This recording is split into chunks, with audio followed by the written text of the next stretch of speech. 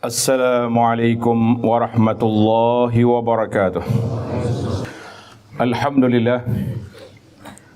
Alhamdulillahi rabbil alamin. Nahmaduhu wa nasta'inuhu wa nastaghfiruh wa natubu ilaih. Ashhadu an la ilaha illallah wahdahu la syarika lah wa ashhadu anna Muhammadan abduhu wa rasuluh. Allahumma salli wa sallim wa barik ala abdika wa rasulika Muhammad wa ala alihi wa sahbihi wa man sar ala nahjihi wa ihtada bihadihi wa istanna bi sunnati ila yaumiddin, amma ba'd. Fa ya ibadallah ittaqullah usikum wa nafsi bi taqwallahi wa ta'atihi la'allakum tuflihun. Wahai hamba-hamba Allah, sentiasalah kita meningkatkan ketakwaan kita kepada Allah Azza wa Jalla, kerana dengan takwa kita akan mendapat jalan yang akan menyampaikan kita kepada keredaan Allah Azza wa Jalla. Apabila Allah redha, maka di sanalah akan dibukanya jalan ke syurga yang dijanjikan oleh Allah Azza wa Jalla, uiddat lil muttaqin. Sesungguhnya surga itu dijanjikan kepada orang-orang yang bertakwa. Maka dengan ini para jemaah sekalian, orang yang tidak bertakwa, tidak ada cara, tidak ada jalan yang boleh menyampaikan mereka ke syurga sebagaimana yang telah digariskan oleh Allah Azza wa Jalla di dalam ayat yang kita baca tadi. Alhamdulillah, pada hari ini 11 hari bulan 11 2022, bersamaan dengan 16 Rabiul Akhir 1444, kita diberi tajuk perbincangan tentang integriti ataupun al-amanah ataupun ketelusan adalah teras kesejahteraan keluarga dan masyarakat. Inilah yang telah dibawa oleh Islam kepada kita. Nabi SAW yang dikenal dengan nama Nabiyul Ummah, Ar-Rasulul Amin, Rasul yang mempunyai amanah yang tinggi, dan juga Rasul yang telah diperintahkan oleh Allah Azza wa Jalla untuk membawa masyarakat ini dengan sifat yang mulia, sifat amanah, sifat ketelusan, jauh daripada pengkhianatan ataupun apa yang direngkaskan dalam zaman kita ini disebut dengan nama integriti. Para jemaah sekalian, bila kita sebut tentang integriti, bila kita sebut tentang perkara-perkara kebaikan yang perlu kita buat, maka sudah pasti suatu perkara yang ingin kita tekankan dalam perhimpunan kita pada hari ini. Yang pertama, para jemaah sekalian, kita mesti beristiqamah, mengimarahkan masjid dan surau-surau yang ada di sekitar kita. Bukan hanya hari Jumaat kita muncul di masjid. Ada seorang pengurusi masjid, bila dia jemput saya untuk kempen salatul jamaah, dia kata, "Ustaz, maklumkan kepada masyarakat, kita dengan masjid ini jangan jadi seperti kapal selam." Saya kata, "Apa dia maksud kapal selam tu?" Dia kata, "Tenggelamnya lama, timbul jarang-jarang." Maknanya kita hanya muncul di surau, muncul di masjid, di qaryah kita ke di tempat kita bekerja ini hanya pada hari Jumaat, adapun hari-hari lain kita tidak ada salatul jamaah. Ini adalah merupakan satu kepincangan dalam integriti hidup sebagai seorang muslim. Maka hidupkan, budayakan salatul jamaah bersama dengan para muslimin di tempat masing-masing. Mengimarahkan masjid, rumah-rumah Allah dengan program-program yang telah dirancangkan. Di antara program besar yang letak dalam masjid ni selain daripada salatul jamaah, iaitulah program menerima ilmu, menyebarkan ilmu dan maklumat yang baik. Sebab berbeza banyak kita belajar ilmu dalam masjid dengan kita belajar ilmu hanya melalui alam-alam maya ataupun gadget yang ada di tangan kita.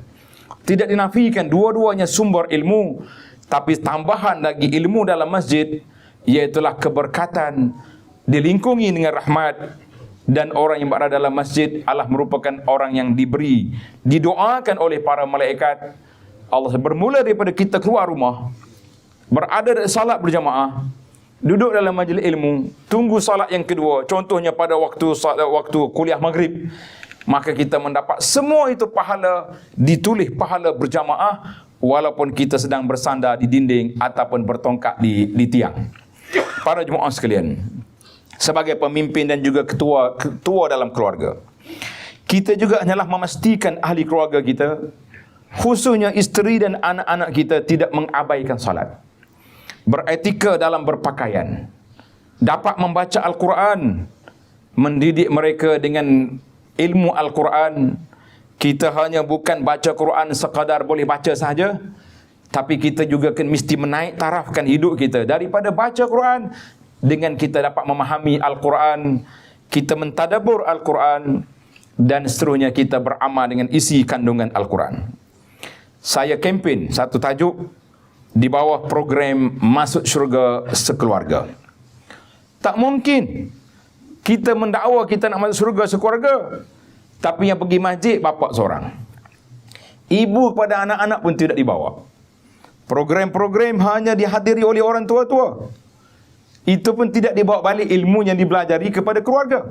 Sepatutnya kita yang belajar, kalau tak bawa keluarga mari, kita balik menyampaikan kepada mereka. Kita catat, kita tulis apa yang dihuraikan, kemudian kita bolak-balik memimpin mereka sebagai ketua keluarga yang cakna dengan keluarga, yang bertanggungjawab dengan mereka, sehingga dikatakan program Masuk Syurga Sekeluarga tercapai matlamat dan cita-cita kita bersama, insya-Allah.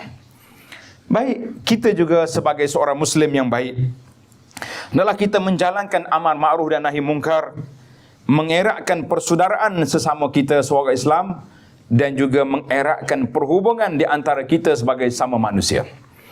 Hari ini kita menghadui fasa yang agak gawat kerana program bongkar-membongkar sedang berluasa.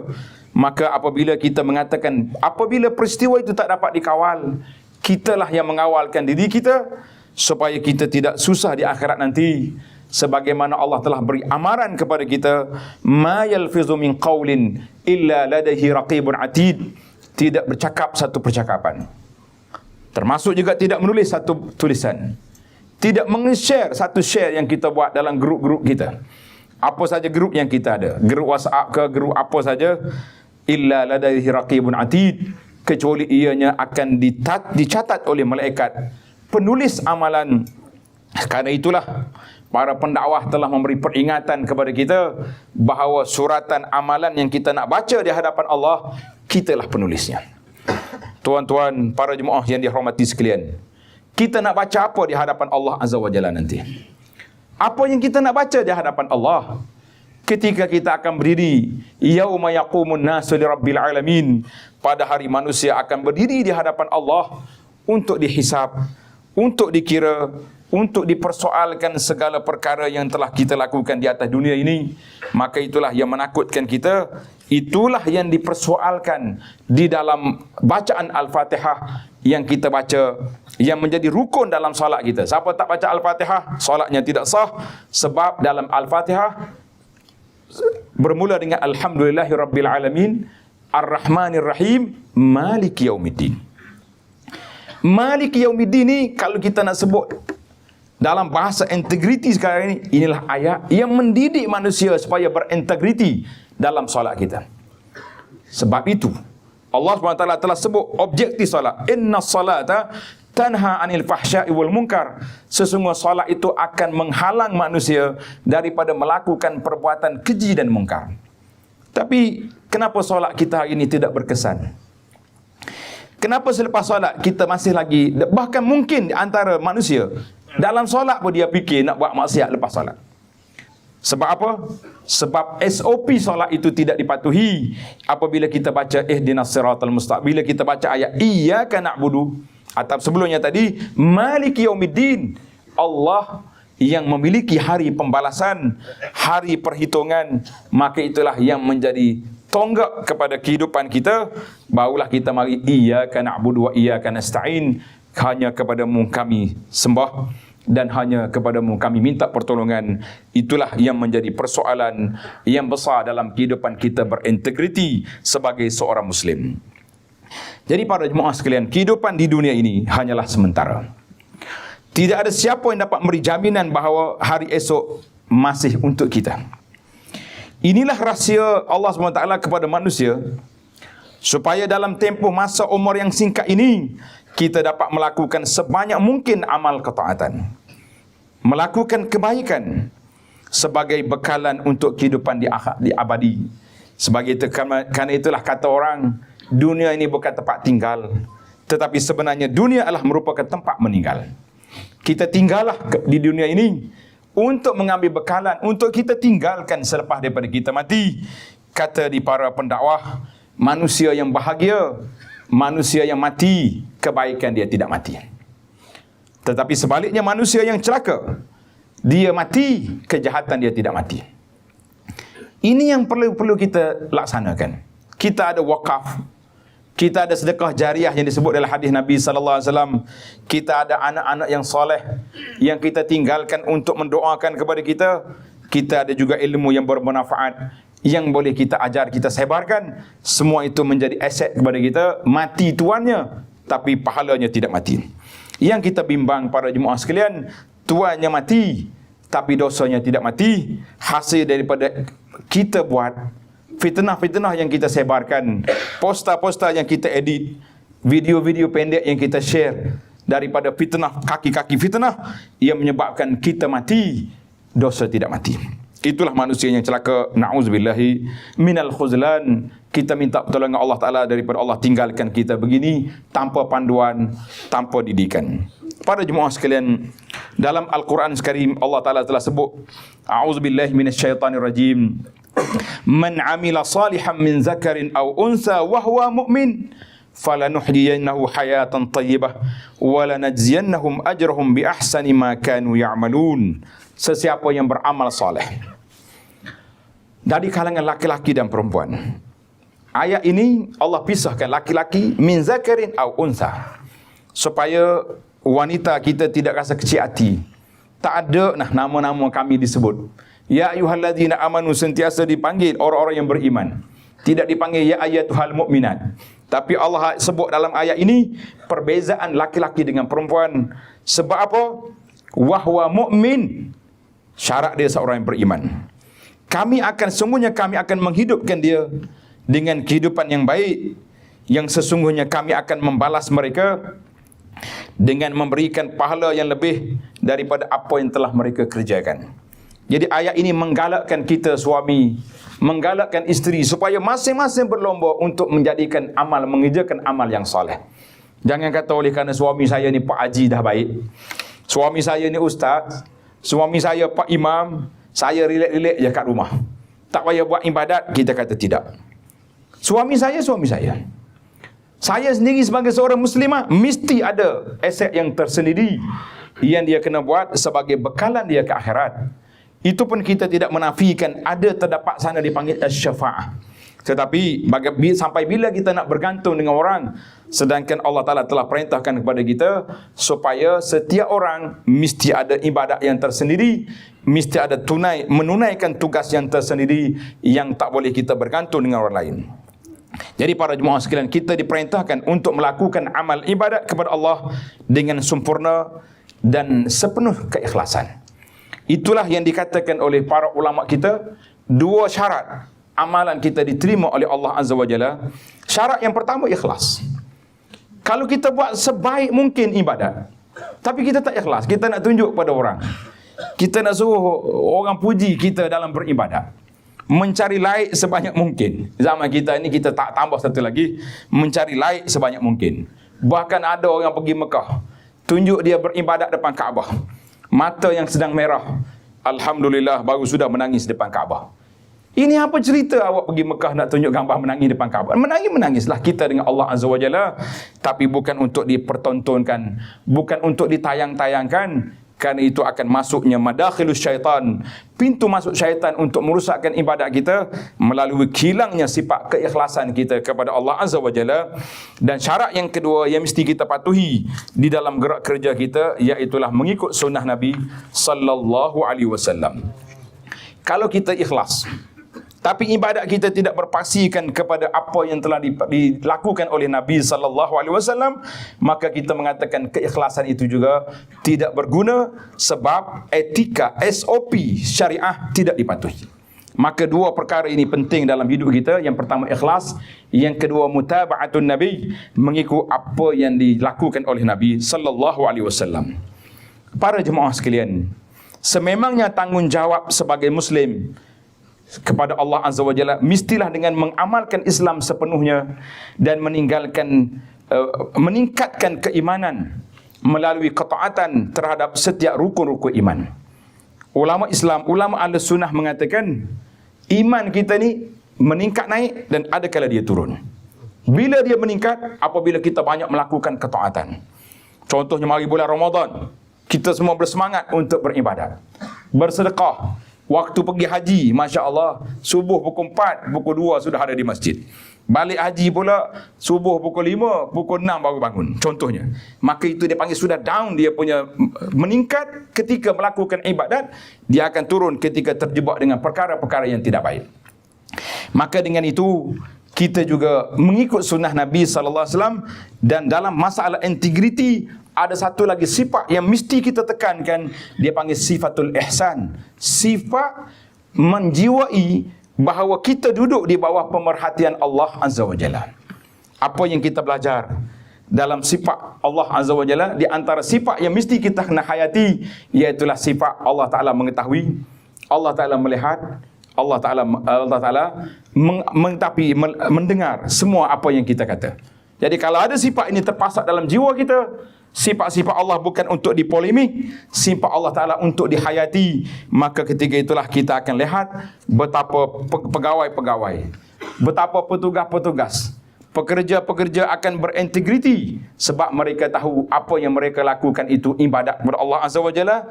Mereka tahu apa yang mereka langgar itu adalah merupakan mengundang bala. Allah Ta'ala mengetahui, Allah SWT akan hisap semua perkara yang kita lakukan ini. Para jemaah sekalian, Rasulullah sallallahu alaihi wasallam seorang manusia yang dilantik oleh Allah menjadi rasul. Nabi telah menunjukkan beberapa sifat yang baik, yang besar, yang mesti kita letak dalam integriti kita ni, iaitulah sifat al-amin, sifat amanah, sifat jujur, sifat benar, dan semua sifat-sifat yang baik yang telah ditunjukkan oleh Nabi sallallahu alaihi wasallam.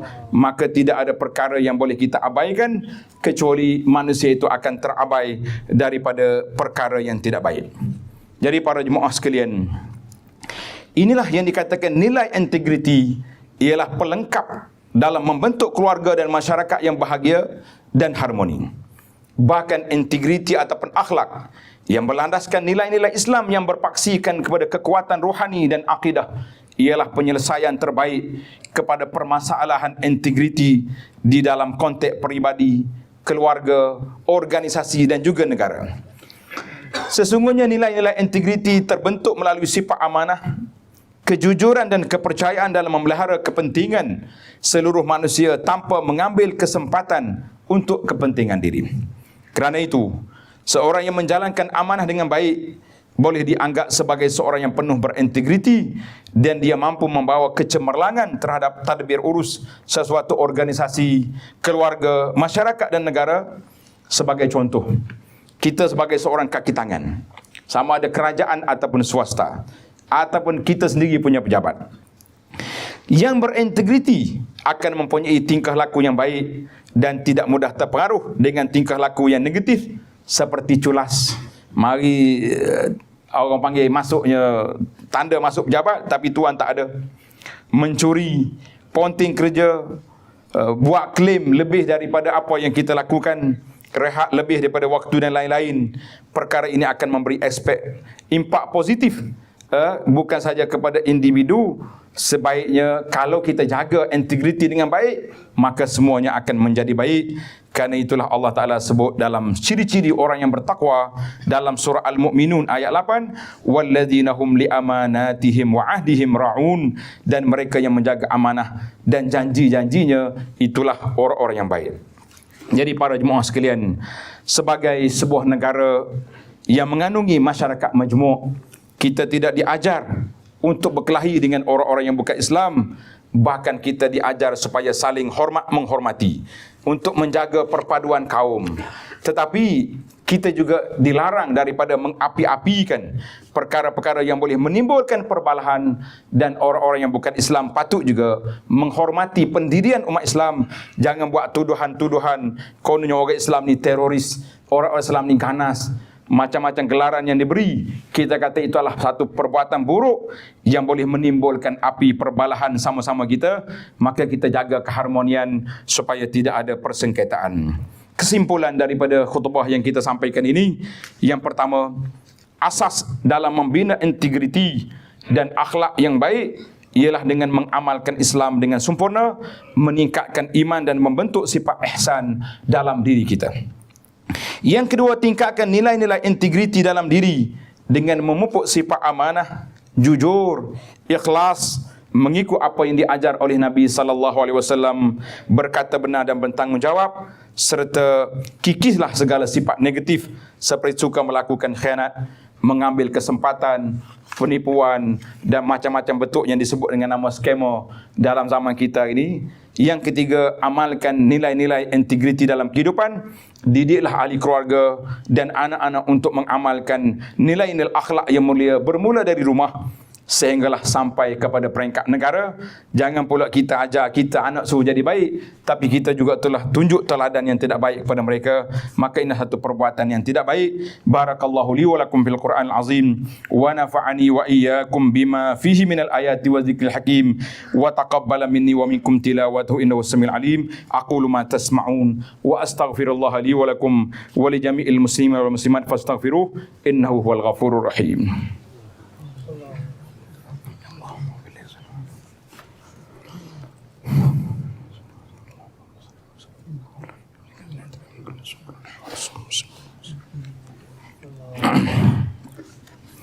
Alhamdulillah.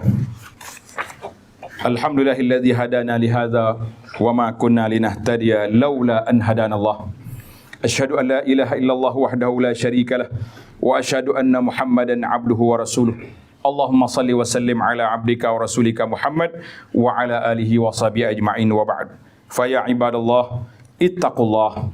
Wahai hamba-hamba Allah Ta'ala, teruskan sifat bertakwa kepada Allah dengan menjagakan integriti, jaga amanah, jaga tanggungjawab. Apabila kita minta kerja, kita juga telah menandatangani bahawa kita akan patuh kepada arahan, patuh pada masa, menjalankan tugas dengan baik. Tiba-tiba bila kita sampai, kita tidak menjalankan tugas, bermakna kita perlu muhasabah diri. Di mana letaknya kita di hadapan mata manusia, dan di mana kedudukan kita yang akan dinilaikan oleh Allah Azza wa Jalla pada hari akhirat nanti. Sebanyaklah selawat ke atas Nabi sallallahu alaihi wasallam pada hari Jumaat dan pada malam Jumaat. Kerana kata di para ulama, bekas selawat yang dituntut bermula daripada Khamis malam, Maghrib hari Khamis, sehinggalah Maghrib pada hari Jumaat. Allahumma salli ala Muhammad wa ala ali Muhammad kama sallaita ala Ibrahim wa ala ali Ibrahim, wa barik ala Muhammad wa ala ali Muhammad kama barakta ala Ibrahim wa ala ali Ibrahim fil alamin innaka Hamidum Majid. Allahumma ighfir lil mu'minina wal mu'minat wal muslimina wal muslimat al ahya'i minhum wal amwat. Allahumma ansur ikhwanal muslimin al mustad'afina fi kulli makan. Ya Allah, berilah kepada kami umat Islam dan orang-orang lain kesatuan hati dalam melaksanakan tugas dan tanggungjawab, serta rezekikanlah kepada kami Allah muwalli alaina khiyarana. Ya Allah, lantiklah kepada kami pemimpin-pemimpin yang baik yang akan menjaga kepentingan agama Islam, yang akan menjaga kepentingan umat Islam, yang menjaga kemakmuran negara ini kepada kepada semua kaum yang berada di atas muka bumi Malaysia ini, ya Rabbal Alamin, ya Arhamar Rahimin. Ya Allah, jauhkanlah kepada kami daripada pemimpin-pemimpin yang tidak baik, yang rakus merampas harta-harta atau mencari kesempatan untuk hidup mewah di atas dunia ini, ya Arhamar Rahimin. Allahumma ayyid bidawamit taufiq wal hidayah was-sihhati was-salamah malikana ke bawah duli yang maha mulia Seri Paduka Baginda yang di-Pertuan Agung As-Sultan Abdullah Riayatuddin Al-Mustafa Billah Shah Ibn Almarhum Sultan Ahmad Shah Al-Musta'in Billah. Wa kadzalika ke bawah doli yang maha mulia Seri Paduka Baginda Raja Permaisuri Agung. Allahumma ja'al baladana Malaysia aminan mutmainnan sakha'an rakha'an dar adlin wa iman wa amnin wa aman wa sairi biladil muslimin. Allahumma azzil Islam wal muslimin wa dammir a'da'aka a'da'ad-din wansur man nasaraddin wakhzul man khadala al-Islam wal muslimin wa ali kalimatika ya rabbal alamin wansur ikhwanal muslimin al-mustad'afina fi kulli makan. Allahumma inna na'udzu bika minal barasi wal junun wal juzam wa min sayyi'il asqam ya arhamar rahimin ya rabbal alamin. Rabbana la tuzigh qulubana ba'da idh hadaytana wa hab lana min ladunka rahmah innaka antal wahhab. Rabbana atina fid dunya hasanah wa fil akhirati hasanah wa qina azaban nar. Wa sallallahu wa sallama wa baraka ala Muhammadin wa ala alihi wa sahbihi ajma'in walhamdulillahi rabbil alamin.